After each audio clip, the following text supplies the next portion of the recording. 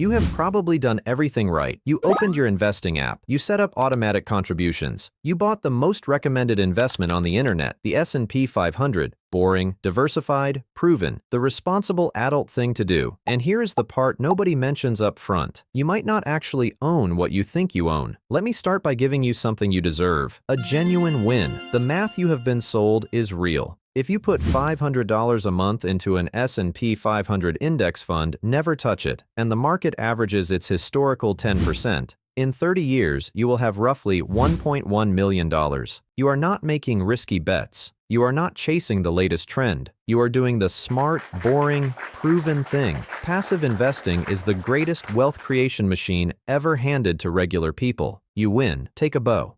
But there is a fundamental misunderstanding about what you are actually buying when you click that button. Most people picture a beautifully balanced pie chart. 500 of America's best companies, each pulling their weight equally. If one stumbles, 499 others catch the fall. That is diversification. Except that is not how the S&P 500 works. It is market cap weighted. The bigger a company gets, the more of your money it automatically swallows. There is no committee deciding this. It just happens, mechanically, every time new money flows in. Right now, the top 10 companies in the S&P 500 make up roughly 36% of the entire index. Out of 500 companies, just 10 of them control more than a third of your money. Nvidia alone sits at around 7%. You think you are buying a diversified slice of the American economy. What you are actually buying is a massive concentrated technology bet with 490 smaller companies quietly duct taped to the back of it.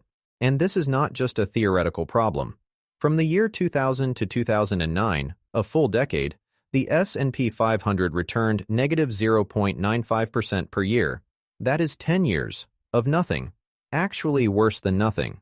It is called the lost decade, and it happened because the index got top-heavy with overvalued technology companies, exactly like it is today. If you started investing in 2000, you waited 10 full years just to break even. Most people investing right now have never lived through a real multi-year crash. They have never felt what it is like to watch their portfolio slowly bleed for years with no end in sight. They have not had their convictions tested. That matters, but there is a deeper mechanical problem. And this one is less obvious. When you buy an index fund, your money flows automatically into those 500 companies based purely on their size.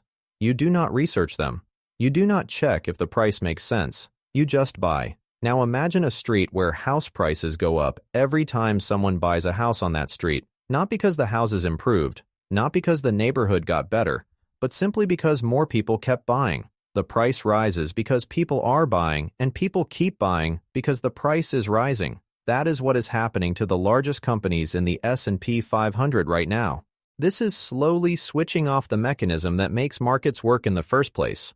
Price discovery. Price discovery is how the market decides what a company is actually worth. Buyers and sellers argue, they research, they disagree, and out of that friction, a fair price eventually emerges. But today, almost 50% of all stock market money is passive. It does not argue. It does not research.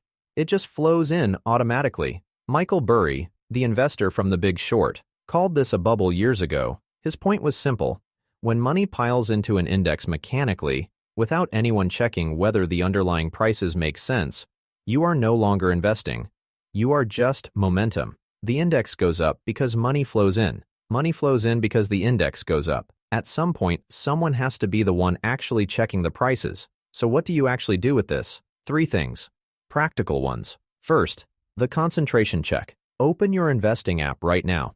It takes 90 seconds. Look at your actual holdings across every account. If you own an S&P 500 fund, and Apple shares, and a technology fund, you are deeply concentrated in tech without realizing it because it is spread across 3 things that all look different on the surface. Know what you actually own. Second, the sleep test. Ask yourself this honestly, while everything is fine.